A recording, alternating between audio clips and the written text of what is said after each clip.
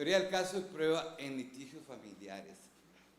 Ahora dijeron una palabra de la cual voy a poner aquí, estoy mal de la punta. Dijeron una palabra importante. ¿Con qué trabajamos nosotros? Jueces, abogados, trabajadores sociales, peritos, psicólogos en materia de familia. Hablamos de conflictos y en general hablamos de conflictos en cualquier parte del derecho, pero el objeto con el que trabajamos o trabajan en familia son los conflictos familiares, y esto tiene que ver con la dinámica familiar. El abogado o la abogada, cuando aborda un problema de un cliente, el cliente llega a la oficina y le expone el conflicto que está viviendo. Y aquí es importante tomar en cuenta tres palabras que solemos utilizar como sinónimos y no lo son, que es conflicto, litigio y controversia. El conflicto ocurre en el plano social, en el caso de familia, en el núcleo familiar, y cada núcleo familiar está compuesto en forma diferente y de acuerdo a sus componentes tiene su propia particularidad. O sea, como decían, esto ocurre hasta en las mejores familias. Bueno, no, cada familia es un mundo, por decirlo así. Y ya, por ejemplo, el concepto de familia que siempre tenemos, de mamá amasa la masa y papá lee el periódico, en el silabario de Porfirio Brenes, ya no está. El núcleo familiar abarca a veces abuelos, tíos, primos, amigos, y no necesariamente tiene que haber consanguinidad. Y en esa dinámica es donde tenemos que empezar a descubrir cómo se está elaborando el conflicto, cuál es la dinámica de los padres con los hijos o los hermanos o los abuelos. Y esto hace que el conflicto tenga que ser tratado diferente a como otras materias. En civil, por ejemplo, podemos decir, bueno, el que cumplió el contrato tiene que pagar los daños y perjuicios, eventualmente se puede pedir la ejecución forzosa, o si no, la resolución del contrato. Aquí no. Aquí 1 más 1 no siempre da 2. Y aquí recalco uno de los principios del Código Procesal de Familia, que es el principio de la interdisciplinariedad, que va a darnos todo un gran espectro de medios de prueba, en la cual no solo los abogados vamos a arreglar el conflicto, sino que también tenemos que echar mano de otros profesionales en otras ramas del saber científico para poder ahondar cuál fue el conflicto del núcleo familiar y cuál es la forma en que podemos solucionar integralmente ese conflicto para que la ruptura familiar, los miembros puedan adecuarse a la nueva dinámica que el proceso les va a solucionar. Y también esto implica el principio, insisto, de solución integral del conflicto. Importantísimo, y los invito ahora a la conferencia de doña Julieta Barbosa, que es toda una institución en materia de conciliación como medio alternativo de solucionar conflictos. Y la sentencia no siempre resuelve el conflicto. Aquí la conciliación y todos estos medios son importantes. Y también debemos bajar el nivel de litigiosidad, en el sentido de que en un proceso de familia no haya un ganador y un perdedor, que adoptemos durante todo el proceso, no solo en audiencia, sino en todos los escritos que hagamos, evitemos el lenguaje adversarial, por ejemplo, y coadyuvemos a los jueces a que las audiencias no vengan a hacer una revictimización de los participantes y que pueda buscarse la solución para ver hacia el futuro cuál va a ser el nuevo camino que esta familia tiene que interponer. También quiero dedicar esta conferencia a la memoria del licenciado Jorge Tapia, el papá de John, una persona que siempre lo recibía con una sonrisa, que aportó muchísimo al colegio y que creo que es una pérdida bastante grande. Bueno, teoría del caso y litigación. Muy bien. El conflicto se da en el ámbito social.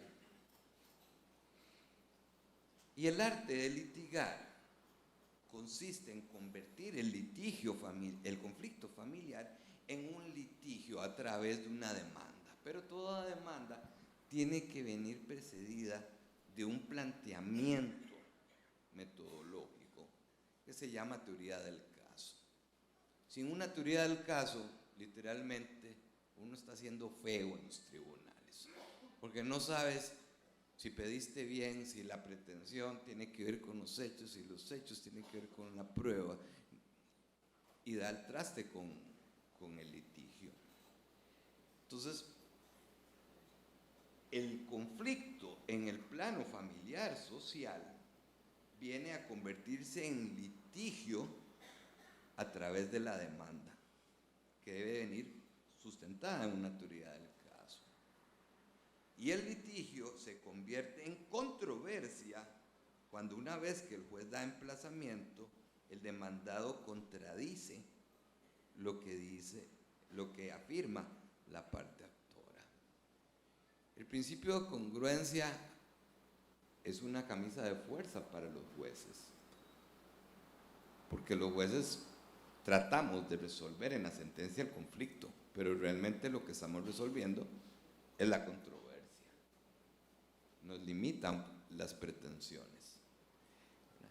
Y aquí es importante tomar en cuenta que ojalá y el litigio sea la última ratio y que busquemos siempre la conciliación y que ya una demanda sea el último cartucho que se haya hecho luego de haber agotado toda la vía de las soluciones del conflicto. Teoría del caso es una palabrilla que está muy de moda. Yo tengo 17 años de estar dando clases de litigación y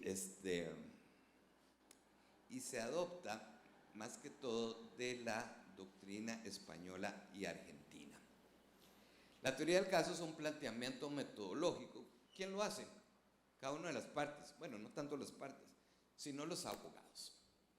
En un primer momento, el abogado de la parte actora, cuando recibe a su cliente, y el cliente le expone el conflicto que está pasando en su familia.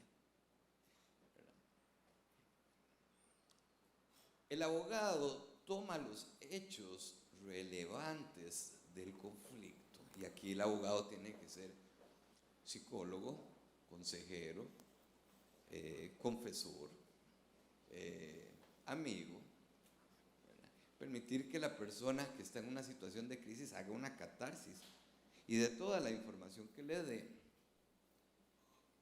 le da una orientación jurídica de acuerdo a normas sustantivas, es decir, ve los hechos del caso y determina si encuadra en la situación hipotética presupuestaria que el legislador hace a la norma.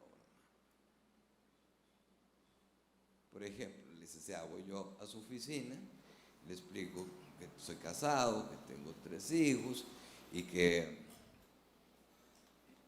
mi señora pues le pega a los chiquitos y me trata mal a mí y que aparte de eso me es infiel y le digo que me quiero divorciar. ¿En qué encuadra eso? ¿Qué acción usted me recomendaría ejercer?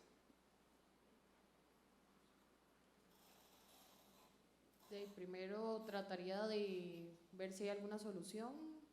No, yo no quiero volver con ella. Okay. ¿Sabe qué le dije a ella? Bueno, cuando me di cuenta que me dio vuelta, Y le dije, precisamente ahora que te has ido, me han dicho que has estado engañándome, que por qué tienes tantos enemigos, que por qué tengo que andar justificándote. No, ¿qué proceso le metemos? Del proceso de divorcio. Ah, ¿y en qué vía procesal es? Resolutivo familiar. Bien, excelente. Excelente. ¿Y cómo demostramos el adulterio? Porque viera que es que la señora, mi señora, yo estoy seguro que me da vuelta, porque llega y toda la ropa huele así a Brut, la colonia del macho alfa. ¿Ya? Si hay algún testigo que los haya visto juntos. No, pero yo le puedo traer aquí el vestido de abuela. Es más, vea. Brut, la esencia del hombre, vea. Con esto yo creo que ganamos el juicio. Usted pone a los jueces de familia a oler esto y dice, esto huele a adulterio, huele a orgasmo. No, porque Huele a fluidos y todo. no es un medio probatorio que el juez vaya a valorar, porque tiene que haber algo. Con solo esto no podemos demandar. No se puede. Hay que haber pruebas concisas contundentes del hecho. Ah, muy bien, pues usted acaba de hacer un cálculo probático y me está dando un diagnóstico de que no tenemos muchas probabilidades de demostrar el adulterio así. Vamos a explicar cómo científicamente nosotros hacemos esto, porque esto es algo que hacemos todos los días, ¿verdad? El abogado toma los hechos y le da una orientación jurídica. Bueno, aquí la licenciada dijo, no, esto es adulterio, 48.1 del Código de Familia. Perfecto, ¿verdad? Y vamos a meterle un resolutivo familiar. Ah, excelente, 222 y siguientes del Código Procesal de Familia. Ya, ella ya sabe la acción. Y estos hechos vamos a conectarlos con el material probatorio. En este caso, nuestro cálculo es negativo. Con eso no hacemos el ridículo en el juzgado, ¿verdad? Entonces ella me da un diagnóstico y me dice, no, picado, no demandemos. Vámonos a ver si la sevicia se da, pero no tenés prueba del adulterio. Y con ello proyectamos las pretensiones. O sea que hay 4 elementos: los hechos o el cuadro fáctico, el fundamento de derecho, las pruebas y las pretensiones, que son las 4 bases o columnas sobre las cuales se debe sostener una buena demanda. ¿Y para qué hacemos la teoría del caso? Para que el juez tome nuestra teoría del caso y la haga suya en la sentencia. Ojalá y que todos los hechos de nuestra demanda terminen alojados en el considerando de hechos probados de la sentencia. Y esto hace que la teoría del caso sea una construcción metodológica en el cual se tiene que tener claro cuáles son los hechos constitutivos de la pretensión. Entonces, para ello tenemos que determinar qué debemos probar para ganar un juicio de divorcio por adulterio, ¿verdad? ¿Qué debemos demostrar? Y que de verdad existió ese adulterio. Sí, verá que es que yo no quiero demandar, quiero que mi hermana demande por mí. ¿Está bien? Porque no tiene legitimación para hacerlo. Correcto, ok. Entonces tengo que demostrar primero que estamos casados. Porque si fuéramos novios no le puedo pedir el divorcio, ¿verdad? Ok, sería una demanda absoluta y rotundamente improponible, ¿verdad? Tengo que demostrar el acto de adúltero. Pero si vemos el 48.1 dice adulterio, pero no nos dice que es adulterio. Nos vamos a la jurisprudencia, al Tribunal de Familia y de la Sala Segunda, nos dice que es el acceso carnal con toda persona. Yo le incluiría cosa, porque ahora a la gente hasta se casa con los animales en otros países, ¿verdad? Pero que no sea su esposo. Y que esos hechos generalmente no tienen prueba directa, sino que hay que trabajar con prueba indirecta. La vieron metiéndose a un motel, la vieron dándose unos besos en el carro, etcétera, para formar ese cuadro fáctico que nos diga que realmente hay una falta al deber de fidelidad, que son los deberes del matrimonio. Y estos hechos tienen que venir con sus debidas pruebas.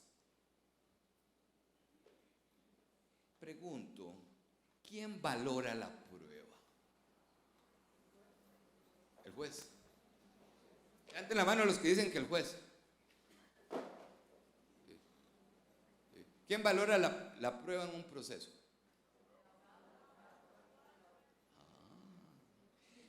Porque, por ejemplo, ¿cuál era tu nombre, niña?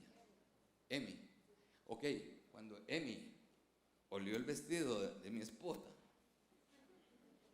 y me dijo, mira, Carlos, eso no es prueba. No lo estaba valorando ella. Cuando el cliente les trae un testigo y ustedes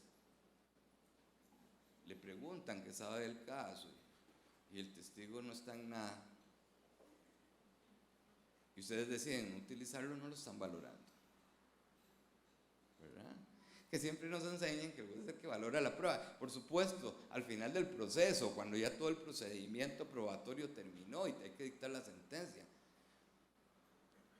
Pero hacer teoría del caso requiere que ustedes aprecien la prueba de acuerdo a los cánones que establece el artículo 171, si no me equivoco, del Código de Familia. Entonces, este trípode es exactamente como este: hechos, prueba y pretensión. Si uno de las tres patas del trípode está mala, como decía mi otro maestro Ricardo Celedón, se cae la demanda. Siempre me decía, Carlos, ataque la pretensión.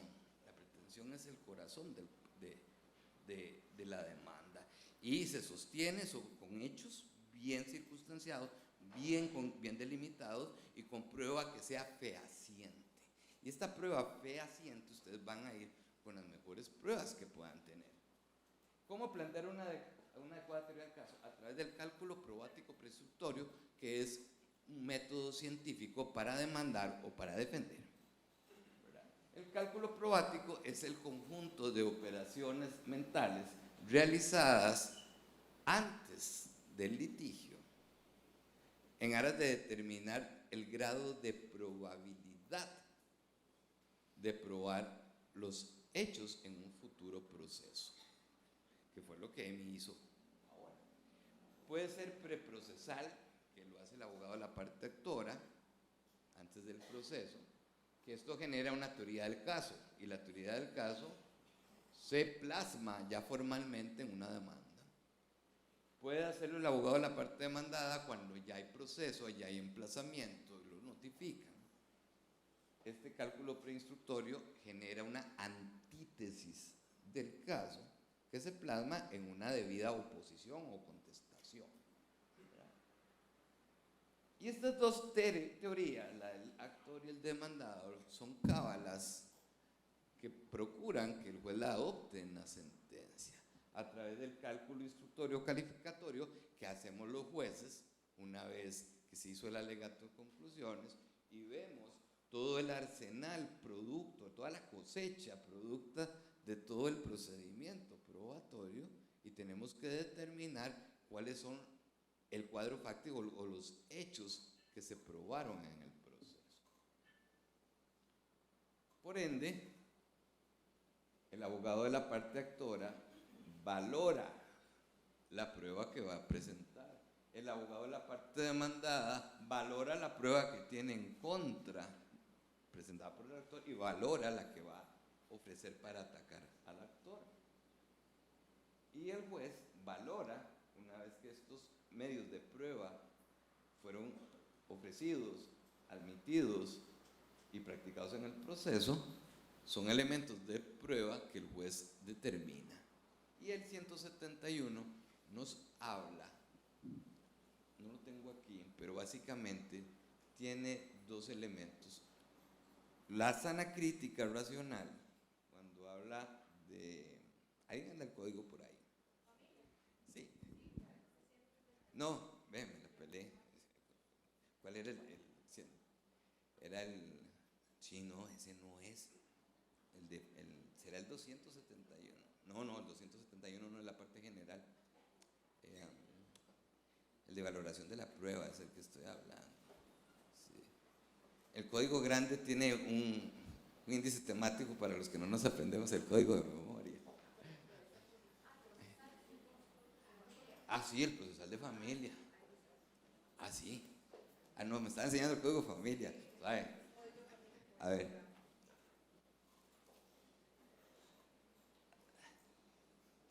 No es el 171. Es el...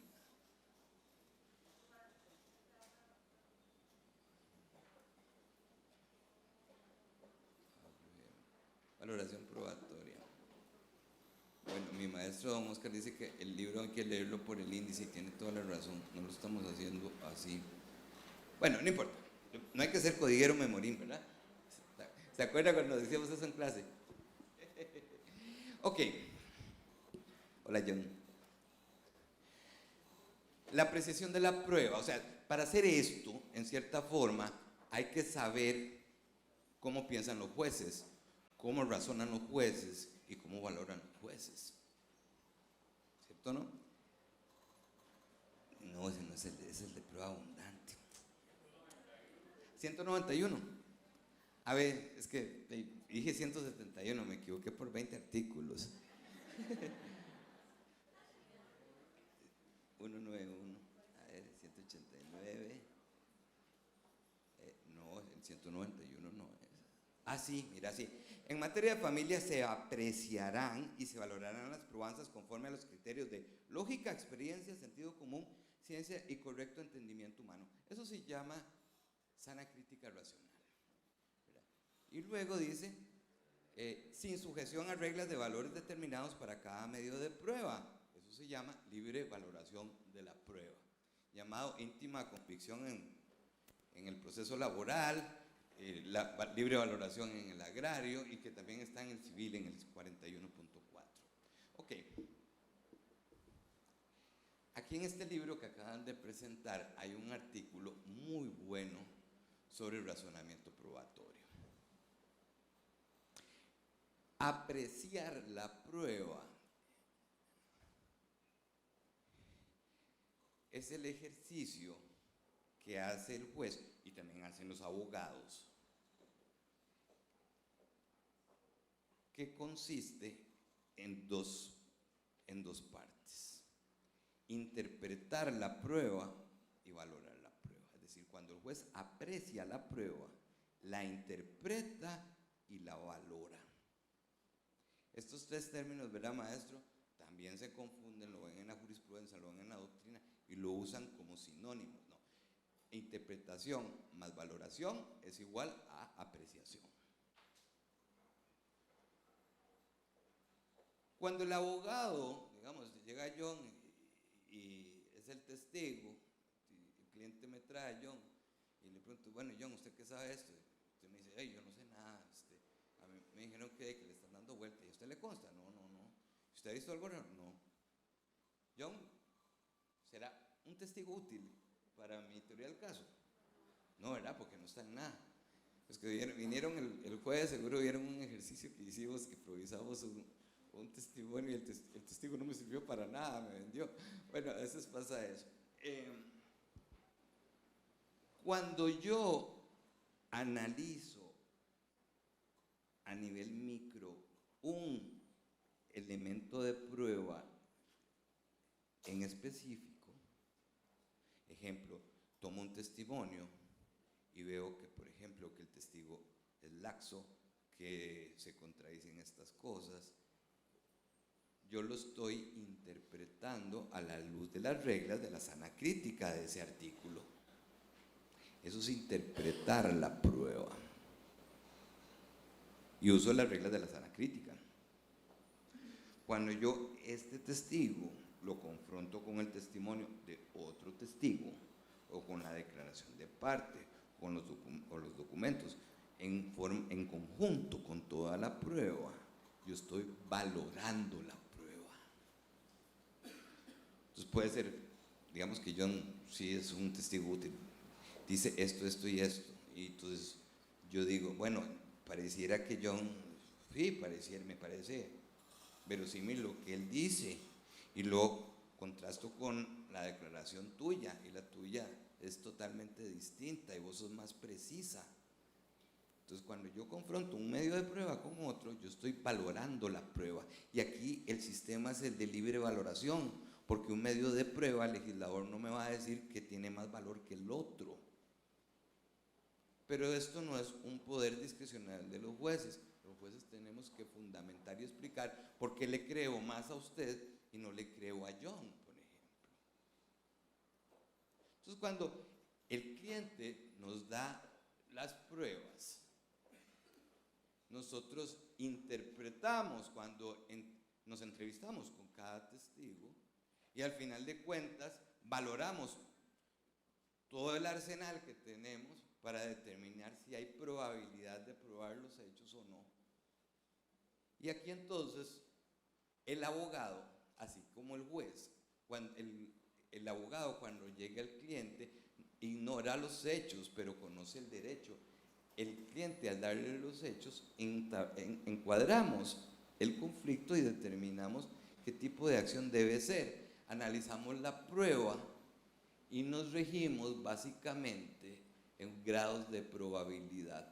Si la prueba es muy débil, como el caso del testimonio de John, esta prueba generalmente va a rondar entre lo improbable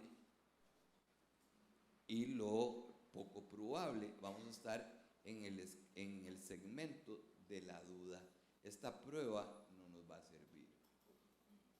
En cambio, si el testigo conoce el hecho, o al menos a medias, etcétera, podría rondar entre lo probable, poco probable, muy probable y probable, por ejemplo. Mientras que si ya realmente tiene mucho peso probatorio, vamos a hablar de certeza. La testimonial, generalmente, ¿verdad, maestro?, es incierta. Francisco Alanés se dio hace unos meses en la Libre una charla muy importante sobre prueba testimonial. El testigo estrella pues, se nos presenta así como Messi, ¿verdad? Es nuestro jugador estrella, y tal vez a la hora del partido, así como nos pasa a la liga, ¿verdad?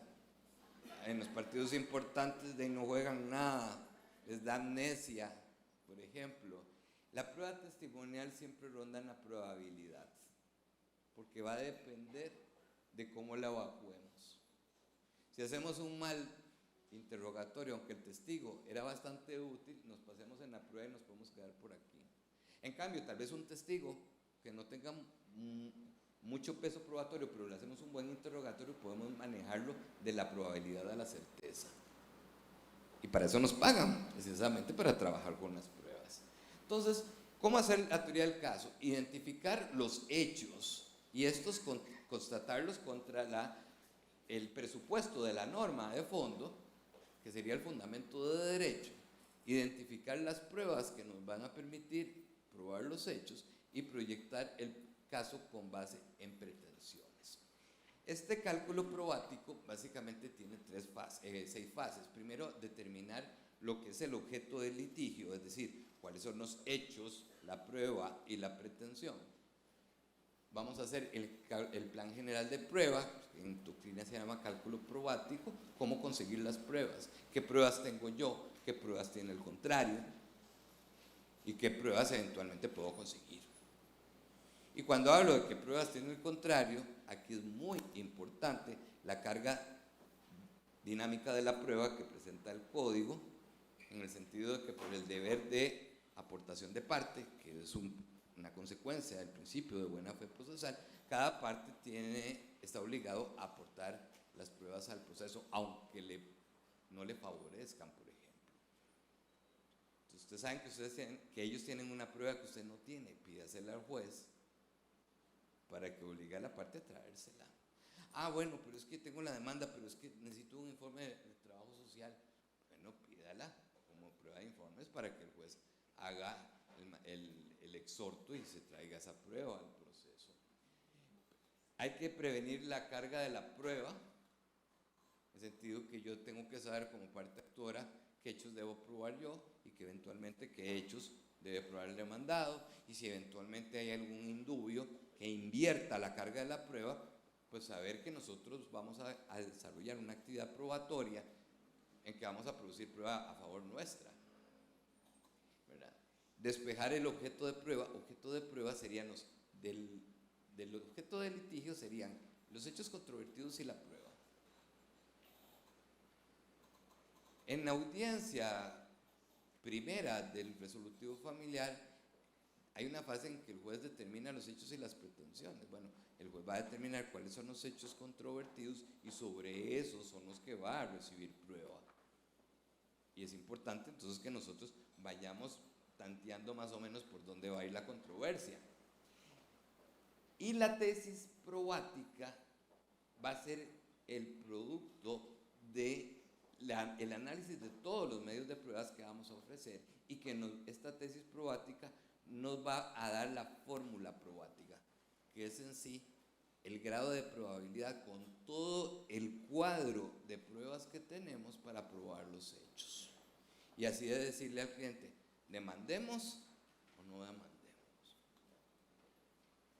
Por supuesto, siempre diciéndole al cliente que el caso es difícil y que todo dependerá de la prueba. Porque si usted dice que el caso está ganado, el cliente no te va a pagar. Ok, entonces el primer paso sería la entrevista con el cliente, que se llama filtro de información. Esto nos va a servir para hacer un diagnóstico preliminar del caso, conocer al cliente y verificar si oculta información o si por el contrario nos va a dar toda su confianza y sinceridad. Y aquí esto es importante porque el cliente lo que nos proporciona es lo que se llama la defensa material, que es la materia prima con la cual nosotros vamos a ejercer el patrocinio letrado a través de la defensa técnica, ¿verdad? Cuando entrevistas con el cliente, al final tienes que tener una conclusión de qué va a ser lo que se va a discutir en el proceso, qué se debe probar, qué hechos debo probar para ganar el pleito, qué debo pedir en las pretensiones, o si soy demandado, cómo me voy a defender de las pretensiones a través de las excepciones, ¿verdad? El segundo paso es hacer un plan general de pruebas. Y aquí es donde el cliente nos tiene que dar la materia prima, posibles testigos, documentos electrónicos o documentos físicos, dictámenes o peritajes. El tercer paso sería considerar el modo de conseguirlas. Para ello debo determinar qué hechos son relevantes y qué tipo de hecho es el que se debe de demostrar, para así poder ofrecer los medios probatorios idóneos para demostrar los hechos. Luego, el cuarto paso es hacer una redacción de plan general de búsqueda, entrevistarnos con los testigos. Si la familia ha estado en terapia con un psicólogo, entrevistarme con el psicólogo para eventualmente ofrecerlo, por ejemplo. Documentos, bueno, certificaciones las traemos. Un investigador privado para que le haga fijos al demandado y verlo. Todo esto sería una investigación informal. En cambio, una investigación formal sería necesariamente un procedimiento preparatorio llamado prueba anticipada, en el cual vamos a preconstituir prueba para el futuro proceso, pero tiene la desventaja de que ponemos en alerta al demandado sabiendo que lo vamos a demandar. Entonces, ganamos en certeza, pero perdemos en sorpresa. Y me salió un verso sin esfuerzo. Entonces, usted como abogado va a tomar todas las pruebas que ha logrado conseguir, ¿verdad?, y las va a interpretar.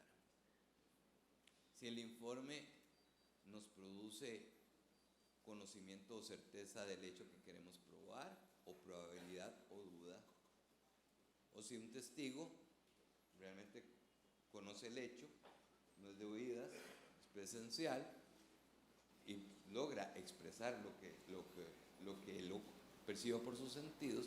Bueno, si trabajamos entre los grados de probabilidad y certeza, vale la pena demandar. Si trabajamos entre lo que es duda y poca probabilidad, mejor busquemos la conciliación. De modo tal que entonces, este cuadro fáctico que vamos haciendo en relación con las pruebas, lo contrastamos con los preceptos de las normas jurídicas aplicables, y esto nos va a generar los hechos de la demanda, el ofrecimiento de pruebas y el fundamento de derecho.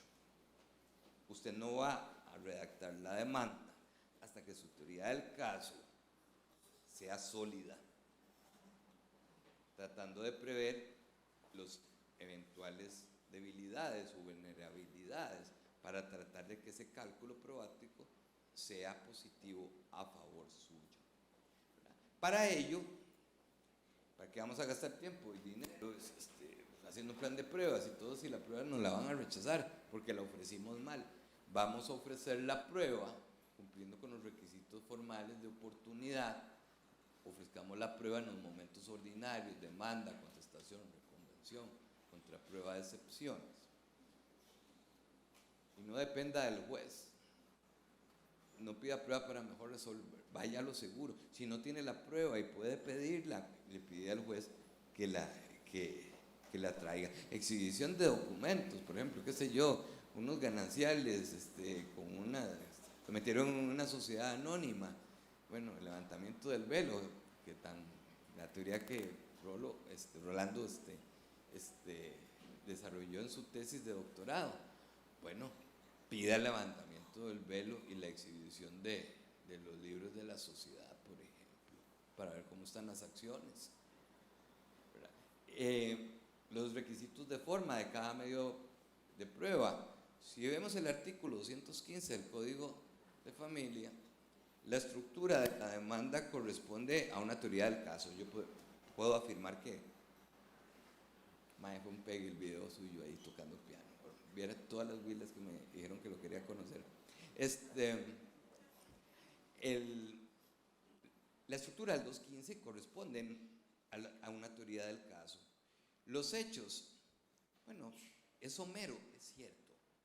Si contrarrestamos el 215 del Código Procesal de Familia con, por ejemplo, el 35.1 del CPC, van a ver que el CPC tiene más requisitos, pero no son formalidades. ¿Por qué es tan laxo el 215? Bueno, porque el Código Procesal de Familia permite la autodefensa. No se requiere abogado si uno es mayor de edad, para defenderse en un juicio. Entonces la demanda está muy informal por si lo hace alguien que no es abogado. Lo cual, pues, bueno, eso es otro gran tema. No estoy de acuerdo con eso. Creo que el patrocinio letrado debería ser obligatorio. Bueno, pero eso es otro tema. Redacte los hechos en la teoría del caso y en la demanda en forma cronológica, aunque el código no lo diga. Haga los hechos concretos y circunstanciados. El día tal, el demandado hizo tal cosa en tal lugar con tal persona. Porque en familia generalmente he sido agredida en múltiples ocasiones. Bueno, ¿cuándo? ¿Cómo? ¿Dónde? ¿Cómo ocurrió la vara? No. El demandado me ha sido infiel hasta la saciedad. Esos no son hechos. Esos no son hechos. Dígame cuándo, cómo y dónde y con quién le di vuelta si me está demandando, por ejemplo. Los hechos tienen que ser concretos.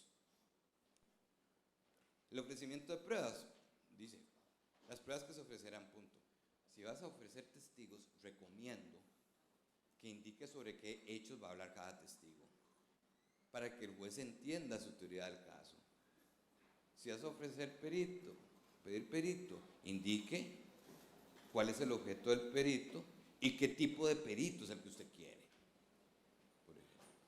E inclusive, yo recomendaría, aplicando el 98 del Código Procesal Agrario, algo que el Código Procesal Civil quitó, que estaba en el 410. Si es un peritaje, póngale el interrogatorio de lo que usted quiere que el perito le resuelva. Y así delimitas el objeto de peritaje, y la parte contraria no puede ser 10 minutos. ok, ya casi termino. No puede apropiarse de tu prueba a través de una ampliación y aclaración que al final termina con un peritaje gratis a costa de ustedes. Ok. La prueba tiene que ser pertinente, idónea, útil y lícita. De modo tal que estos requisitos de admisibilidad también, que no voy a ahondar, tienen que cumplirse. Entonces, por ejemplo, un ejemplo sencillo, una teoría del caso. Por ejemplo, usted va a poner aquí los hechos. Estos hechos están pésimamente redactados, pero es que no me caben en la diapositiva. Por ejemplo, cada hecho tiene que tener su medio de prueba. No afirme un hecho si no tiene prueba. O si no tiene la prueba, pídele al juez que la ordene, ya sea el demandado o alguna institución si se trata de informes o pericias, ¿verdad? Y cada pretensión tiene que estar apadrinada por lo menos de un hecho. O sea, las pretensiones tienen que basarse en hechos y los hechos tienen que basarse en pruebas. Si no, la teoría del caso está mal planteada. Entonces, por ejemplo, el primer hecho es que la pareja se casó en el 2010. Esto lo pruebo con una certificación de estado civil. Hago ultracolumna estableciendo la posible refutación del demandado. Es decir, esto es como un ajedrez. Yo trato de vaticinar los movimientos que va a hacer el contrario, ¿verdad? Obviamente va a decir que es cierto. Este hecho no me preocupa. Que tuvimos 2 hijos, certificación de nacimiento, es cierto. Que el 10 del 3 del 17 fue visto en multiplaza con una mujer. Bueno, este hecho está pésimamente planteado. Primero, ¿en cuál multiplaza? Porque hay 2, ¿verdad? Ok. Segundo, fue visto con una mujer. Eso no es pecado, ¿verdad? Puedo decir que andaba con mi hija. De hecho, yo paso metido en multiplaza con mi hija, ¿verdad? Lo que pasa es que es tan guapa y todo que ahora piensan que soy sugar daddy y no.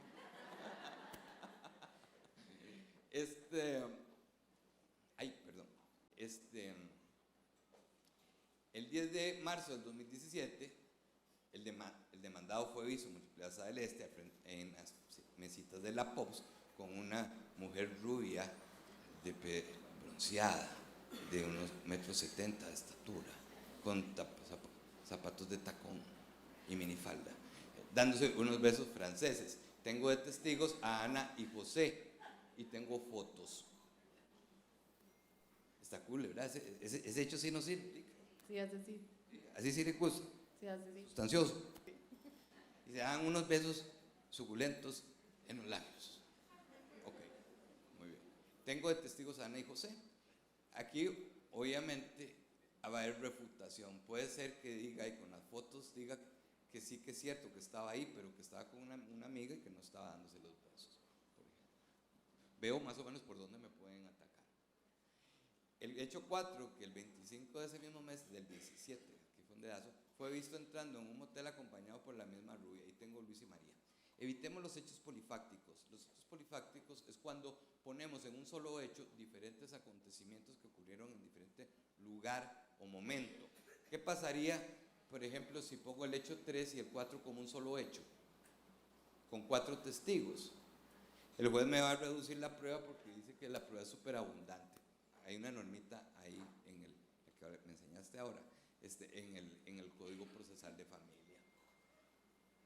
Hijo de pucha, qué tirada si nos reducen los testigos, ¿verdad, Oscar? Porque si me quitan a Luis y María, este hecho 4 del motel, que es el más importante. Porque aquí es la preparación, aquí es la coronación de la reina. Entonces, si me quitan a Luis y María, este hecho me va a tener por no probado. Si me quitan a Ana y José, este hecho no va a estar por probado. Pero supongamos que esto es un mismo hecho.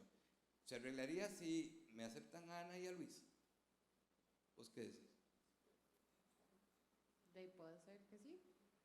Yo creo que no, porque cuando a Ana le pregunten del motel, no, va a decir que no sabe. Y cuando le pregunten a Luis de lo de Multiplaza, va a decir que no sabe. Y el juez va a decir que los testigos son contradictorios y estos 2 hechos van a ser no probados. Y adivine cómo nos va a ir.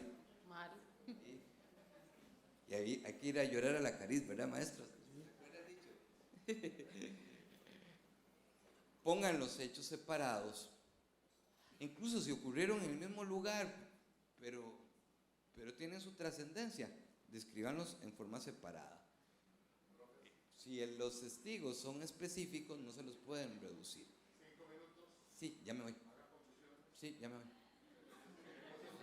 Sí, ya me voy. Además, ya deben estar aburridos, ¿no? Entonces voy a apurar porque... Ok. Luego dice que se fue de la casa sin decir nada y tengo de testigo al hermano, ¿verdad? Y luego dice que esto la ha sumido en depresión y va a terapia. Entonces voy a ofrecerle testigo técnico a la terapeuta. Veamos las pretensiones. ¿Qué pasa si yo alego daño moral y quito el hecho 7 y la prueba del hecho 7? En el pastel. Pero este error lo veo en todas partes. Piden daño moral y en los hechos, ni en cuando explican, hay que explicar en qué consiste el hecho, qué lo origina y su liquidación económica, no lo hacen.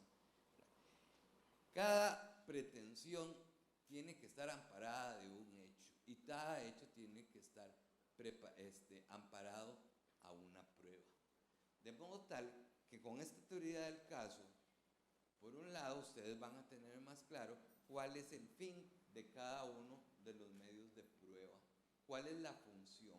Por ejemplo, yo me entrevisto con Ana y José y determino si realmente puedo probar el hecho con el dicho de ellos, si realmente tienen conocimiento del hecho. Aquí yo estoy interpretando la prueba, estoy haciendo la tesis probática. Ana y José son concordantes, estaban juntos, estaban ahí y vieron al demandado entrando con la rubia, dándose los besos en Multiplaza. Ok, muy bien. Para eso yo tengo que entrevistarme con los testigos, es parte del plan de pruebas. No puede ser que yo llegue a la audiencia sin conocer a los testigos, porque eso es como una cita ciega de Tinder, le puede salir cualquier cosa. No, o sea, usted tiene que saber realmente si el testigo sabe o no sabe del hecho.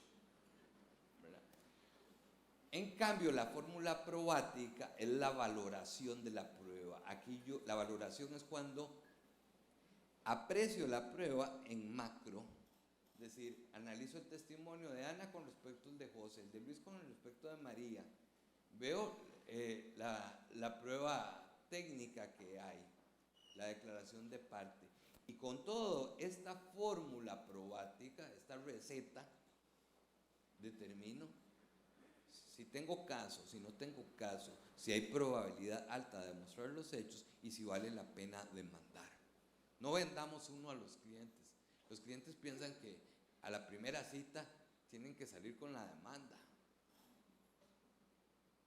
Es como que, digamos, un maestro te invita a salir y ya quiere darle los besos en la boca en la primera cita. Así son los clientes, ¿no? Ahí, pulseándola. No, usted le dice, no, voy a hacer un plan general de pruebas, necesito que me traiga los testigos. Y como no los trajo, segunda cita y le tengo que armar la demanda bien. Eso es ser responsable, por ejemplo.